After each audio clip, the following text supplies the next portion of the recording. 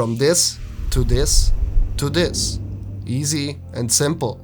Today I will show you two ways how to edit a DJI Mini 4 Pro Hyperlapse. Both versions are different in terms of workflow and results, but in many situations you might prefer one over the other, since both of them have their own strengths and weaknesses. Let's have a look at it. With the DJI Mini 4 Pro, a hyperlapse will be saved as a video on the one hand, where you can simply color correct and color grade your footage. And on the other hand, the hyperlapse will also be saved as single raw image files, which you can edit separately before you import them into your editing software.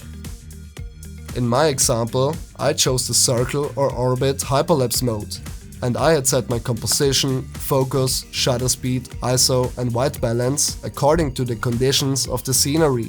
A slower and full detailed version on how to exactly set up a hyperlapse from scratch is found on my channel, so check it out if you're interested.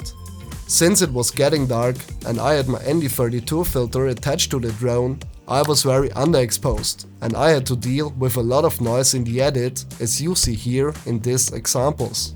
Normally this isn't the way to do it, but in this case it's even better for you, since you can see what you can actually get out of your footage. Obviously, version 1 is a lot easier and faster, since you just capture the hyperlapse, import the already finished video into your editing software and apply corrections to the video itself. But since it was a darker condition and the ND32 was an absolute overkill, my result is a little bit noisy.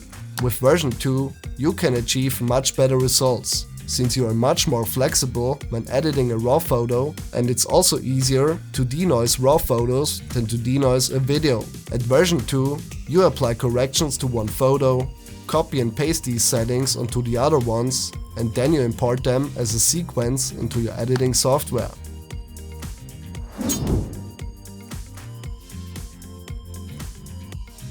Let me know in the comments which version you prefer. In my opinion, my hyperlapse delivered better results with version 2, but of course it always depends on the overall conditions. When I shot other hyperlapses during daytime, I often got away with the video itself, which obviously takes a fraction of the time in the edit. But sometimes you might prefer the raw photo option, since you are more flexible editing and denoising them, especially if you find yourself in a darker situation like this one. For more tips, especially about the DJI Mini 4 Pro, I got a whole playlist on my channel where you will find everything you need to master this drone. Thanks for your time and see you there.